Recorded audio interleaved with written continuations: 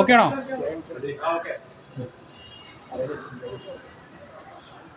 ബഹുമാനപ്പെട്ട സാദിഖ് അലി ശിഹാബ് തങ്ങളുമായി ബന്ധപ്പെട്ട മുഖ്യമന്ത്രിയുടെ പരാമർശത്തിന് ഞാൻ ഇന്നലെ മെനഞ്ഞാന്ന് പറഞ്ഞിട്ടുള്ള മറുപടി എന്നെക്കുറിച്ച് പറയുന്നത് അനാവശ്യമായിട്ട് വിവാദങ്ങൾ ഉണ്ടാക്കുകയാണ്, പ്രകോപനപരമായിട്ട് സംസാരിക്കുകയാണ് എന്നൊക്കെയാണ്.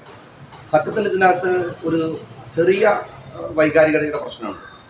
കാരണം ഇന്ന് കേരളത്തിൽ എല്ലാവർക്കും അറിയാം, സാദിഖ് അലി തങ്ങളെ സംബന്ധിച്ചിടത്തോളം ഈ വിവാദം അദ്ദേഹമായിട്ട് ഉണ്ടാക്കിയതല്ല, അദ്ദേഹം മുഖ്യമന്ത്രിയെക്കുറിച്ച് പറഞ്ഞ പരാമർശത്തിൻ്റെ മറുപടിയല്ല. അദ്ദേഹം വേറെ ഒരുപാട് തിരക്കുകളിൽ കേരളത്തിൽ അദ്ദേഹത്തിന് ഉത്തരവാദിത്വം നിർവഹിച്ചുകൊണ്ടിരിക്കുന്ന ഒരു സമയമാണ്. പ്രത്യേകിച്ച് സമകാലികമായിട്ടുള്ള ഒരു കേരളം നമുക്കൊക്കെ അറിയാം. അനാവശ്യമായ വിവാദങ്ങൾ ഉണ്ടാക്കുക, ആ വിവാദങ്ങൾ ജാതീയവും മതപരവും ഒക്കെ ആക്കി മാറ്റുക, മനുഷ്യരെ തമ്മിൽ അകറ്റുക എന്നൊക്കെ പറയുന്ന വലിയ പ്രക്രിയ നമ്മൾ നോർത്ത് ഇന്ത്യയിലൊക്കെ കണ്ടതിന് സമാനമായ വിധത്തിൽ കേരളത്തിൽ നടക്കുന്ന ഒരു സമയമാണ്. അത്തരമൊരു ഘട്ടത്തിൽ സാദിഖ് അലി തങ്ങളെ വളരെ അടുത്തറിയാവുന്ന ഒരാളെന്ന നിലക്ക് അദ്ദേഹം അതിൽ ഉണ്ടാക്കുന്ന അദ്ദേഹത്തിൻ്റെ ഒരു അസ്വസ്ഥത, കാരണം അദ്ദേഹത്തിൻ്റെ മുമ്പുണ്ടായിരുന്ന സയ്യിദ് മുഹമ്മദ് അലി ശിഹാബ് തങ്ങളാവട്ടെ, ഹൈദർ അലി തങ്ങളാവട്ടെ, അവരൊക്കെ നിർവഹിച്ച ഒരു ദൗത്യം അപകടപ്പെടുമോ എന്ന ഭയം കൊണ്ട് തന്നെ അദ്ദേഹം അതിൽ വല്ലാത്ത പ്രയാസം അനുഭവിക്കുന്ന ഒരു സമയമാണ്. അതിൻ്റെ പിറകിൽ നടക്കുന്ന ഒരാൾ, ഇന്നലെ പോലും നിങ്ങൾ മുനമ്പം വിഷയത്തിൽ കണ്ടതാണ്, അങ്ങനെ നടക്കുന്ന ഒരാളെ ഒരു കാര്യമില്ലാതെ ഒരു വളരെ മോശമായ തരത്തിൽ ആക്ഷേപം ഉന്നയിക്കുക, അതും ഒരു അടിസ്ഥാനരഹിതമായിട്ട് ജമാഅത്തെ ഇസ്ലാമിയെ പോലെ പെരുമാറുന്നു എന്നൊക്കെ പറഞ്ഞ് വന്നപ്പോഴാണ് അത് പലതരത്തിലുള്ള കോണുകളിൽ നിന്നുണ്ട്. നിങ്ങൾക്കറിയാം, ഈ മുനമ്പം വിഷയത്തിൽ കേരളത്തിലെ ഒരു മുസ്ലിം സംഘടനയുടെ പത്രത്തിൻ്റെ എഡിറ്റോറിയൽ പേജിൽ ലേഖനം വന്ന് നിങ്ങൾ മെനഞ്ഞാന്ന് വായിച്ചിട്ടുണ്ടാകും. വളരെ പ്രകോപനപരമായിട്ടുള്ള ലേഖനം. അത് ഈ പ്രശ്നത്തെ വഷളാക്കാൻ എല്ലാ സംഘടനകളും ഒരുമിച്ചിരുന്നതിനെ പോലും റദ്ദ് ചെയ്യുന്ന തരത്തിലാണ് സംസാരിച്ചിട്ടുള്ളത്. അപ്പോൾ അതിനൊക്കെ വേണ്ടി ശ്രമിക്കുന്ന ഒരാളെ അനാവശ്യമായ വിവാദത്തിലേക്ക് വേറെ ചിലരുടെ താല്പര്യത്തെ പോലെ കൊണ്ടുവരുന്നു എന്ന് പറഞ്ഞപ്പോഴാണ് ഞാൻ വിമർശനം എഴുതിയത്. എൻ്റെ വിമർശനം മുഖ്യമന്ത്രി ഒരു RSSകാരനായി അല്ലെങ്കിൽ ഒരു സംഘിയാണ് എന്ന് ഞാൻ പറഞ്ഞു എന്നുള്ളതാണ്. അതിനേക്കാൾ നല്ലൊരു രാഷ്ട്രീയ വിമർശനം സമകാലികമായിട്ട് എന്താ ഉള്ളത്? ജോർജ് ബൈഡൻ പറഞ്ഞൊരു പോയിന്റ് ഉണ്ട്. അദ്ദേഹം പറഞ്ഞ ഒരു കാര്യമുണ്ട്. അദ്ദേഹം പറഞ്ഞത് എന്താണെന്ന് വെച്ചാൽ, നിങ്ങൾ സയനിസ്റ്റ് ആവണമെങ്കിൽ ജൂതനാവേണ്ട ആവശ്യമില്ല എന്നാണ്. അതുപോലെ തന്നെയാണ് ഒരു സംഘി ആവണമെങ്കിൽ RSS ആവണ്ട, അതല്ലെങ്കിൽ BJP ആവണ്ട, വേറെ പലർക്കും പറ്റും എന്ന് ഒരു കമ്മ്യൂണിസ്റ്റുകാരൻ തെളിയിച്ചുകൊണ്ടിരിക്കുന്ന ഒരു നാട്ടിലാണ് നമ്മൾ ജീവിച്ചുകൊണ്ടിരിക്കുന്നത്. ഒരു സംഖ്യയാവാൻ RSS ആവേണ്ട കാര്യമില്ല, BJP ആവേണ്ട കാര്യമില്ല. അദ്ദേഹം നിങ്ങൾ ആലോചിച്ച് നോക്കൂ, എടുക്കുന്ന സമീപകാലത്ത് എടുത്തിട്ടുള്ള വളരെ ഇസ്ലാമോഫോബിക് ആയിട്ടുള്ള സ്റ്റേറ്റ്മെൻറ്റുകൾ, അദ്ദേഹത്തിൻ്റെ സമീപനങ്ങൾ, ഇതൊരു പക്ഷേ നമ്മളൊക്കെ കേൾക്കുന്ന പിണറായി വിജയൻ്റെ രാഷ്ട്രീയമായ പ്രസംഗങ്ങളുടെയോ രാഷ്ട്രീയമായ രീതിയുടെയോ ഭാഗമായിട്ടല്ലായിരിക്കാം, നിർബന്ധിതമായ സാഹചര്യമായിരിക്കാം. അദ്ദേഹത്തിൻ്റെ മുമ്പിൽ ചില ചോയ്സുകൾ വരാം. പാർട്ടിയാണോ വലുത്, അതല്ലെങ്കിൽ തന്നെ വിശ്വസിക്കുന്ന അണികളാണോ വലുത്, രാജ്യമാണോ വലുത്, അതല്ല തൻ്റെ മകളാണോ വലുത് എന്ന് ചോദിക്കുന്ന ചോദ്യത്തിന് മുമ്പിൽ ഒരു പക്ഷേ സംഖ്യയായി മകളെ രക്ഷിക്കലാവാം എന്ന് അദ്ദേഹം കരുതുന്നതിൻ്റെ ഭാഗമായിട്ടായിരിക്കാം. ഏതായിരുന്നാലും അദ്ദേഹം സമീപകാലത്ത് തെളിയിച്ചുകൊണ്ടിരിക്കുന്ന ഒരു കാര്യം, സംഖ്യയാവാൻ BJP ആവേണ്ട കാര്യമില്ല എന്നാണ്.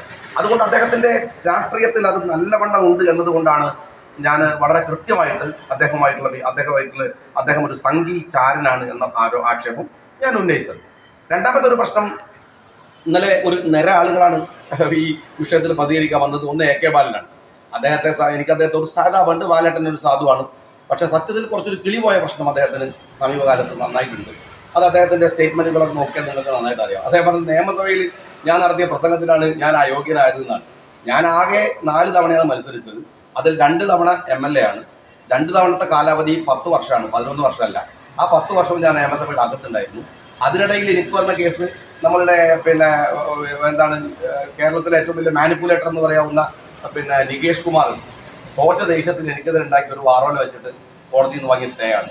ഞാനതിന് സുപ്രീം കോടതി പോയിട്ടുണ്ട്. 10 കൊല്ലം MLA ആയി അത് കഴിഞ്ഞിട്ട് നിൽക്കുന്ന ഒരാളാണ്. അപ്പോൾ അത് ബാലൻ പറഞ്ഞത് എൻ്റെ പ്രസംഗത്തിൻ്റെ, അദ്ദേഹത്തെ ഞാൻ പറയുന്നില്ല, കാരണം ഈ മന്ത്രിസഭയിലൊക്കെ മന്ത്രിയാവേണ്ടിരുന്ന ഒരാളെ പിണറായി വെട്ടിയതിൻ്റെ സങ്കടവും വിഷമമൊന്നും അദ്ദേഹത്തിന് പോയിട്ടില്ല.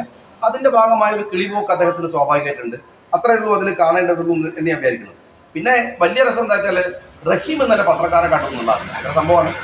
അദ്ദേഹം പറഞ്ഞ ഞെട്ടിക്കുന്ന കുറേ സ്റ്റേറ്റ്മെൻറ്റുകളുണ്ട്. അതിൽ പറഞ്ഞിരിക്കുന്നത് എന്താ വെച്ചാൽ, KM ഷാജി നാവ് വായ്ക്കകത്തിട്ട് അടങ്ങിയിരിക്കണമെന്നാണ്. ഈ നാവ് എങ്ങനെയാണ് പ്രയോഗിക്കേണ്ടത് എന്ന് കേരളത്തിൽ ഏറ്റവും നന്നായിട്ട് അറിയാവുന്ന ഒരുത്തനാണ് റഹീം. കാരണം അതെപ്പോഴാണ് പുറത്തെടുക്കേണ്ടത്, എപ്പോഴാണ് അകത്തിടേണ്ടത്. കേരളത്തിൽ ഏറ്റവും പ്രോജ്വലമായ ഒരു യുവജന പ്രസ്ഥാനത്തെ എന്താ പറയാ ഒരു പിന്നെ ഒരു അതിനകത്ത് നിശ്ചലമാക്കി അതിൻ്റെ എല്ലാ മൂവ്മെന്റുകളും തകർത്ത് ഡിവൈഎഫ്ഐയെ ചത്തതിനൊക്കുമേ ജീവിച്ചിരിക്കുന്നു എന്ന കോലത്തിലാക്കുന്നതിൽ റഹീമിന്റെ നാവ് പുറത്തെടുക്കലും അകത്തെടുക്കലുമായിട്ട് വലിയ പങ്കാളിത്തമുണ്ട്. അദ്ദേഹം പറഞ്ഞിരിക്കുന്നത് ഞാൻ നാവ് പിന്നെ പുറത്തിട്ടാൽ പ്രശ്നമാണെന്നാണ്. എന്നെ സംബന്ധിച്ചിടത്തോളം അങ്ങനെ ഒരു പ്രശ്നമില്ല. കാരണം വളരെ സ്വതന്ത്രമായി രാഷ്ട്രീയത്തിൽ നിൽക്കുന്ന ഒരാളാണ് ഞാൻ എൻ്റെ നാവ് വല്ലാതെ പറയണു എന്നുള്ളതാണ്. ജനാധിപത്യത്തിൻ്റെ നാവ് അങ്ങനെ തന്നെയാണ്. ജനാധിപത്യത്തിൻ്റെ നാവ് സംസാരിച്ചുകൊണ്ടിരിക്കും, വിമർശിച്ചുകൊണ്ടിരിക്കും, എതിർത്തുകൊണ്ടിരിക്കും. എന്നാൽ റഹീമിൻ്റെ നാവ് സ്തുതി പറഞ്ഞുകൊണ്ടിരിക്കും, കിട്ടാവുന്ന ആനുകൂല്യങ്ങളൊക്കെ വാങ്ങിക്കൊണ്ടിരിക്കും. അതിനുവേണ്ടി മാത്രം ഉപയോഗിക്കുന്ന ഒരു നാവാണ് അദ്ദേഹത്തിനുള്ളത്. പിന്നെ പറയുന്നത് മുഖ്യമന്ത്രിയെ പറയാൻ ഷാജി ആയിട്ടില്ല എന്നാണ്. അതെനിക്ക് തീരെ മനസ്സിലായില്ല. അതെങ്ങനെയാണ് ഈ മുഖ്യമന്ത്രിയെ പറയാൻ? ഏത് കോഴ്സാണ് പഠിക്കേണ്ടത്? ഏത് കോളേജിലാണ് പോകേണ്ടത്? എങ്ങനെയാണത് പറയാനുള്ള അവസരം എന്ന് റഹീം ഒന്ന് പറഞ്ഞു തന്നാൽ കൊള്ളാം. കാരണം അത് റഹീമിന് മനസ്സിലാവുന്ന കാര്യമാണല്ലോ. കിട്ടാവുന്ന ആനുകൂല്യങ്ങൾ പറ്റാൻ ഏത് തരത്തിലാണ് സംസാരിക്കേണ്ടത്? ഇത് ഈ മുഖ്യമന്ത്രി ഭയങ്കര സംഭവമാണ്, അദ്ദേഹം വലിയ രാജാവാണ് എന്ന് CPM-മാർക്ക് തോന്നുന്നുണ്ടെങ്കിൽ CPM-മാർ ഒരു കാര്യം ചെയ്യണം. മൂപ്പരുടെ കുളിയും മൂപ്പരുടെ നീന്തലും മൂപ്പരുടെ പശുവിനെ നോക്കലൊക്കെ സ്വന്തം ചെലവിൽ നടത്താൻ പറയണം. കേരളത്തിലെ ജനങ്ങളുടെ ചെലവിലാണ് അദ്ദേഹത്തിൻ്റെ വണ്ടിയും അദ്ദേഹത്തിൻ്റെ കെട്ടിയോളും കുട്ടികളും മാത്രമല്ല വേറെ കുട്ടികൾ വരെ യാത്ര ചെയ്യുന്നത്. മുഖ്യമന്ത്രിയുടെ നാട്ടിലെ ചെലവിലാണെങ്കിൽ ആ മുഖ്യമന്ത്രിയെ ജനാധിപത്യത്തിൽ വിമർശിച്ചിരുന്നു. അതല്ലാതെ പൂരപ്പറമ്പിൽ ആനനെ പോലെ മുഖ്യമന്ത്രിയെ കൊണ്ടു നടക്കാൻ റഹീം കൊണ്ടുവരണം. ഞങ്ങൾക്ക് അതിൻ്റെ ബാധ്യതയൊന്നുമില്ല. പിന്നെ പേടിപ്പിക്കലാണെങ്കിൽ ഷാജി നാവ് പുറത്തെടുത്താലാണ് ഞാൻ പേടിയൊക്കെ കുറേ കണ്ടതാണ്. പിണറായി വിജയൻ എന്ന് പറയുന്ന ആന കുത്തിയിട്ട് വീണിട്ടില്ല, പിന്നെയാണ് ആനപ്പിണ്ടം തടഞ്ഞിട്ട് വീഴാൻ പോണത്. അതുകൊണ്ട് റഹീം ആ തരത്തിലുള്ള ഈ നേതാക്കന്മാരെ കാണുമ്പോൾ, മുഖ്യമന്ത്രിയെ കാണുമ്പോൾ മൂത്രമൊഴിച്ചു പോകുന്ന പേടിച്ചിട്ട് സ്നഗ്ഗിയിട്ട് നടക്കുന്ന ആ റഹീമിനെ പോലത്തെ ഒരാളോട് എനിക്ക് പിന്നെ സത്യത്തിൽ ഡിബേറ്റ് ചെയ്യാൻ പോലും വലിയ മടിയുണ്ട്. അതുകൊണ്ട് ഞാൻ അദ്ദേഹത്തെക്കുറിച്ച് ഒരു നിക്നെയിം ഒക്കെ ഉണ്ട്, അത് നോക്കിയാൽ തന്നെ സ്നഗ്ഗിങ് കാണാവുന്നതാണ്. അപ്പോൾ അതുകൊണ്ട് ഞാൻ അതിനെക്കുറിച്ച് കാര്യമായിട്ട് പറയില്ല. ആ പേടി അദ്ദേഹത്തിനുണ്ടെങ്കിൽ അദ്ദേഹം അത് നോക്കിയാൽ മതി. പിന്നെ MP ഗോവിന്ദനാണ് അതിനകത്ത് പറഞ്ഞിരിക്കുന്ന ഒരു പോയിന്റ്. എല്ലാവരും കൂടി ഇന്നലെ കുറേ മറുപടി ഒരു ഒറ്റക്ക് പറയണം എന്നുള്ളതാണ്.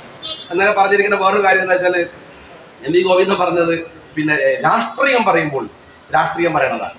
വേറെ എനിക്ക് മനസ്സിലാവാത്തൊരു കാര്യം, മതം ഇതിലേക്ക് വലിച്ചടിച്ചു. അങ്ങനെ ഒരു വാക്ക് ഞാൻ പറഞ്ഞിട്ടില്ല. രാഷ്ട്രീയം പറയുമ്പോൾ രാഷ്ട്രീയമാണ് മറുപടി പറയേണ്ടത് എന്ന് MP ഗോവിന്ദൻ പഠിപ്പിക്കേണ്ടത് കേരളത്തിലെ പിണറായി വിജയനാണ്. നിയമസഭയിലെ ഒരു MLA-യുടെ സകലമാന പ്രിവിലേജും ഉപയോഗിച്ച് നിയമസഭയുടെ അകത്ത് ഞാൻ സംസാരിച്ചതിന് 5 കൊല്ലം പോലീസിനെ വിട്ട് വേട്ടയാടിയ സഖാവ് പിണറായി വിജയൻ, അദ്ദേഹത്തെയാണ് MP ഗോവിന്ദൻ ഈ ആദർശം പോയി പഠിപ്പിക്കേണ്ടത്. രണ്ടാമത്, രാഷ്ട്രീയം പറയുമ്പോൾ സാദിഖലി തങ്ങളുടെ മേക്കിട്ട് കയറുകയല്ല, രാഷ്ട്രീയമായ മറുപടിയാണ് പറയേണ്ടത് എന്ന് അദ്ദേഹം പഠിപ്പിച്ചു കൊടുക്കേണ്ടത് സഖാവ് പിണറായി വിജയനെയാണ്. അദ്ദേഹത്തെ പഠിപ്പിച്ചു കൊടുക്കേണ്ടത്. ഇതിനകത്ത് ഒരു രക്തചുരുക്കതാണ്. അനാവശ്യമായിട്ട് സാദിഖലി തങ്ങൾ മുസ്ലിം ലീഗിന്റെ പ്രസിഡന്റ് എന്നുള്ള നിലയ്ക്ക് അദ്ദേഹത്തെ വിമർശിക്കാൻ പാടില്ല, അദ്ദേഹത്തെ എതിർക്കാൻ പാടില്ല, അങ്ങനെയൊന്നും ഞങ്ങൾ ആരും പറഞ്ഞിട്ടില്ല.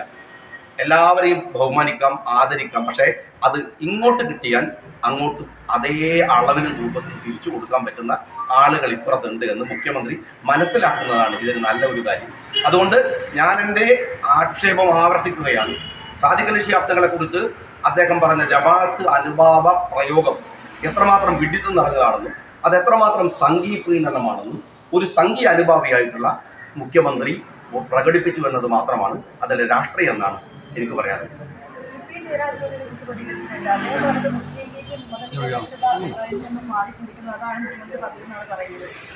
അല്ല, ഈ മാറി ചിന്തിക്കുന്നത് പിന്നെ EP ജയരാജന് മാത്രം മനസ്സിലാവുന്ന ഒരു പുതിയ പൊളിറ്റിക്സ് ആണ്. കാരണം രാവിലെ പുസ്തകം എഴുതുക, ഉച്ചക്കത്ത് നിഷേധിക്കുക, പിന്നെ ഉച്ചയ്ക്ക് ശേഷം പിന്നെ DC കേസ് കൊടുക്കുക, വൈകുന്നേരം ആ കേസ് എവിടെ പോയതെന്ന് അറിയാതിരിക്കുക. ഇതൊക്കെ അദ്ദേഹത്തിന് അറിയാവുന്ന അദ്ദേഹത്തിൻ്റെ മാത്രം ടെക്നോളജീസാണ്. എനിക്കത് മുസ്ലിം ലീഗിനും അത്തരത്തിലുള്ള കാര്യങ്ങൾ അറിയില്ല. ഞങ്ങളുടെ നിലപാടുകൾ ഞാൻ ആവർത്തിക്കേണ്ടി വരുന്നതാണ്. ജമാഅത്തെ ഇസ്ലാമി, SDPI ഒക്കെ ഞങ്ങൾ എടുക്കുന്ന സമീപനങ്ങൾ, നിലപാടുകൾ ഒരു കടുകുടലിൻ്റെ വ്യത്യാസം ഇപ്പോഴും ഇല്ല. അത് നിലപാടുകൾ തന്നെയാണ്.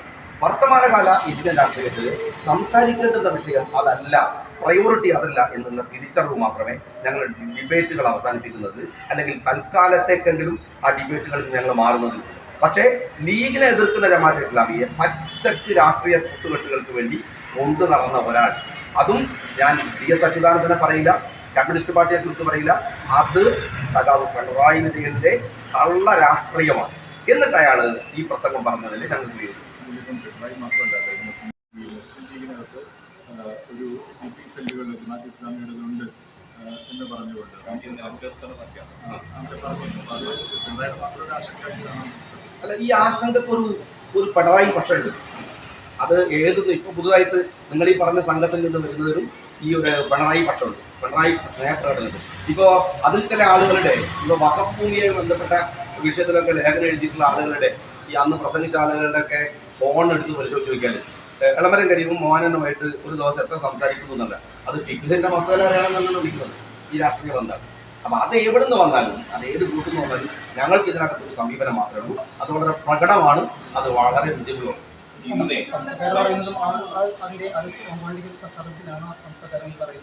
അല്ല, സമസ്തക്കാരെന്നുള്ള നടക്കണ്ടേ? സമസ്തക്കാരെന്ന് പറയാനേ പാടില്ല. സമസ്തയെ ഇതിൽ കക്ഷിയല്ല, ചില ആളുകളാണ്, അവരുടെ അഭിപ്രായ പ്രകടനങ്ങളാണ്. അല്ലാതെ സമസ്ത എന്ന് പറയുന്നത് ഞാൻ പറഞ്ഞല്ലോ, അത് വളരെ സമസ്ത എന്ന് പറയുന്നത് ഒരു മഹാപ്രസ്ഥാനമായിട്ടുള്ള തർക്കമേ അല്ലത്. അങ്ങനെ ആക്കിക്കൊണ്ടുവരാൻ നിങ്ങൾ എന്നോട് എത്ര ചോദ്യം ചോദിച്ചാലോ നിങ്ങൾ അങ്ങനെ വിചാരിച്ചത് നടക്കുന്ന കാര്യമല്ല. പക്ഷേ ചില ആളുകൾ, ആ ആളുകൾ ഇങ്ങോട്ട് ബഹുമാനിച്ചാൽ തിരിച്ചങ്ങോട്ട് ബഹുമാനിക്കും, ഇങ്ങോട്ട് വർത്താനം പറഞ്ഞാൽ അതിൻ്റെ 10 ഇരട്ടി അങ്ങോട്ട് വർത്താനം പറയും.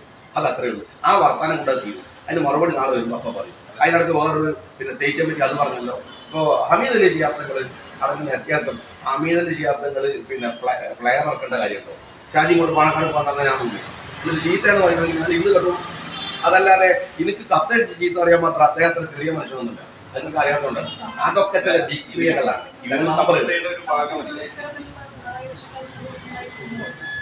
പിണറായി പക്ഷക്കാർ എവിടെ ഉണ്ടെങ്കിൽ നിങ്ങളുടെ മീഡിയക്കാർക്കുണ്ടെങ്കിൽ ഓരോ ഞാൻ പറഞ്ഞു. ഇനി സമസ്തയിലൊന്നല്ല, ഇപ്പൊ നിങ്ങളുടെ ഇടയിലുണ്ടോ? ഞാൻ ചോദിക്കട്ടെ, നമ്മളൊരു മ്യൂച്വൽ അഡ്ജസ്റ്റ്മെന്റിലാണ് നിൽക്കുന്നത്. നിങ്ങളെങ്ങനെ എന്നോട് പ്രകോപനപരമായിട്ട് പെരുമാറിയാൽ തിരിച്ചതിന്റെ 10 രൂപ പറയും.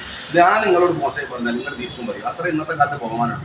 അല്ലാതെ അയാൾ പണ്ഡിതനാണ്, ഇയാൾ മുഖ്യമന്ത്രിയാണ്, അയാൾ വേറെ മറ്റൊരാണ്, ആ ഇന്നത്തെ കാലത്ത് ആരും മൈൻഡ് ചെയ്യില്ല. ഗിവ് ആൻഡ് ടേക്ക് ആണ്. റെസ്പെക്ട് കൊടുത്താൽ തിരിച്ചു കിട്ടും. ഇപ്പം എന്നോട് പലരും പറയുന്നത് നിങ്ങൾ ഭയങ്കര ആക്രമിക്കപ്പെടുന്നുണ്ടല്ലോ.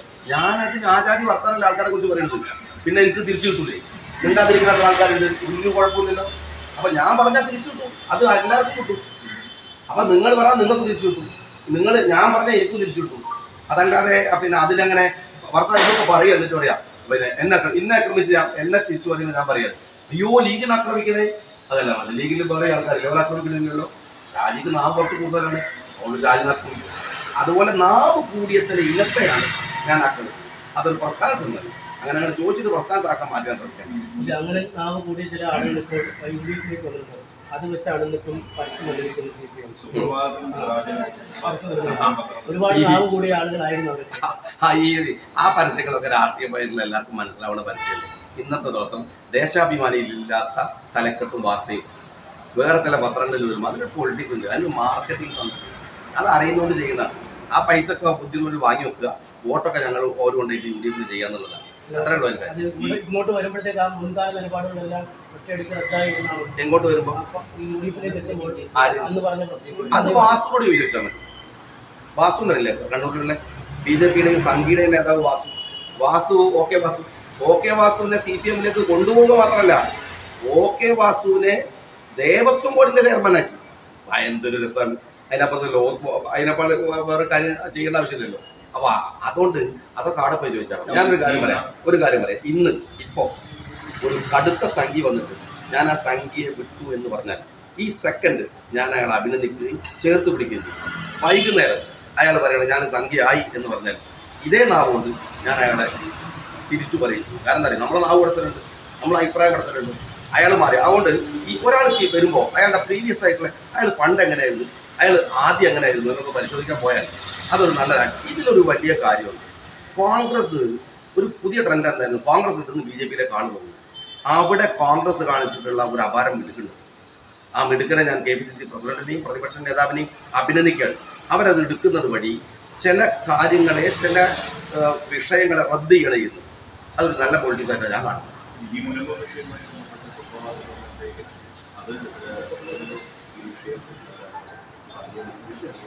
അല്ല, അങ്ങനെയല്ല.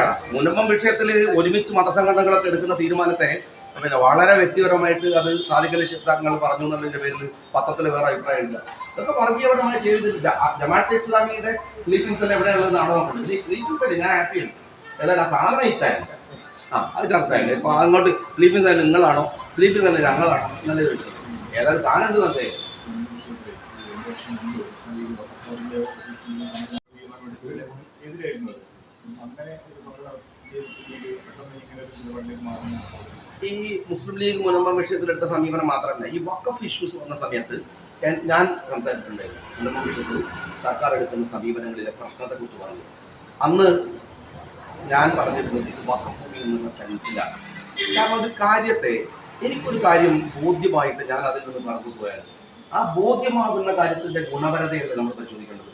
മുസ്ലിം ലീഗ് ആ തരത്തിൽ സംസാരിച്ചിട്ടുണ്ടെങ്കിൽ വഖഫ് ഭൂമിയാണ് എന്ന തരത്തിൽ ഇന്ത്യയിൽ മുഴുവൻ ഈ വഖഫ് ഭൂമികൾക്ക് എൻഡോഴ്സ്മെന്റ് നടക്കുന്നു എന്ന കാര്യത്തിൽ അതിനെ എതിർത്തിട്ടുണ്ടെങ്കിൽ ഇപ്പോഴത്തെ സ്റ്റാൻഡ് അതല്ലല്ലോ. പണ്ടങ്ങനെ പറഞ്ഞു എന്ന് പറയുന്നതല്ലോ. ഇപ്പോൾ തിരുത്തിയ സ്റ്റാൻഡിനല്ലേ നമുക്ക് നാട്ടിൽ നിന്നപരമായ സാധനം. അല്ലല്ല, അതിന്റെ ക്ലാരിറ്റി വേറെ തരത്തിലേക്ക് വരികയാണ് ചെയ്തത്. കാരണം അവിടെ ഭൂമി എടുത്ത് പാർക്കുന്ന നിരപരാധികളുടെ പ്രശ്നങ്ങൾ ശ്രദ്ധയിലേക്ക് വരുന്നു. അവരിതിലൊക്കെ ഒരു തരത്തിൽ പോലും ഒരു വഖഫ് ഭൂമി കയ്യേറ്റത്തിന്റെ ഭാഗമായിട്ട് പെട്ടവരല്ല എന്ന വളരെ മോസ്റ്റ് ഡിസേർവിംഗ് ആയിട്ടുള്ള ഒരു പോയിന്റ് വരുന്നു. ആ പോയിന്റ് നിൽക്കുമ്പോൾ ചില വിട്ടുവീഴ്ചകളൊന്നും ഇല്ലാതെ ഈ രാജ്യത്തെ നമുക്ക് നിൽക്കാറുണ്ട്. ആ തരത്തിലാണ് അല്ല ഞങ്ങളുടെ നിലപാട് നൽകാൻ തരുവാണ്. അദ്ദേഹം പിന്നെ അവിടെ പോയി ബിഷപ്പുമാരെല്ലാവരും ഇരിക്കുന്ന വേദിയിൽ പറഞ്ഞു. അതിൻ്റെ മുകളിൽ ഞാൻ എന്തെങ്കിലും സംസാരിച്ചാൽ പോലും അദ്ദേഹത്തിന് എടുക്കുന്ന സ്റ്റാൻഡിൻ്റെ കൂടെ 100% നിൽക്കുന്ന ഒരാളെന്ന് ഞാൻ ആ വിഷയം സംസാരിക്കും. അല്ല, അത് സർക്കാർ പുനരധിവാസം നടത്തൂല. സർക്കാർ ഇത് വഷളാക്കണം. അതിനിടക്കിടക്ക് ഇതുപോലുള്ള പത്രങ്ങളിൽ പിന്നെ ഇഷ്ടപ്പെട്ട പ്രിയപ്പെട്ട പിണറായി ഭക്തന്മാരെ കൊണ്ട് വഖഫിന് ഇതിനെതിരായിട്ട് ലേഖനം എഴുതിക്കണം. പരമാവധി വഷളായതിനു ശേഷം ഇടപെടാന്നുള്ളതിനാണ് മുഖ്യമന്ത്രിയുടെ താല്പര്യം. അതിനെന്തായാലും ഞങ്ങൾ വിട്ടുകൊടുക്കില്ല. ഞങ്ങളുടെ സ്റ്റാൻഡ് ഞങ്ങൾ ക്ലിയർ പറഞ്ഞു. ഇനി കേരളത്തിലെ പൊതുസമൂഹമാണ് അത് തിരിച്ചറിയേണ്ടത്. ഇവിടെ മതസമൂഹങ്ങൾ തമ്മിൽ ഉണ്ടാകാവുന്ന സ്പർദ്ധ, പ്രത്യേകിച്ച് കേരളത്തിൽ അപകടകരമായ വിധത്തിൽ ക്രിസ്ത്യൻ കമ്മ്യൂണിറ്റിയെയും മുസ്ലിം കമ്മ്യൂണിറ്റിയും തമ്മിൽ തെറ്റിക്കാവുന്ന വലിയ ഗൂഢാലോചന നടക്കുന്നു. ആ ഗൂഢാലോചന എന്തായാലും ഞങ്ങൾക്കൊരു പാർട്ടി എന്നതാണ്, ഒരു സാമുദായിക സംഘടന എന്നതാണ് ഞങ്ങളുടെ പിന്നിൽ തലവിച്ചു കൊടുക്കാനേ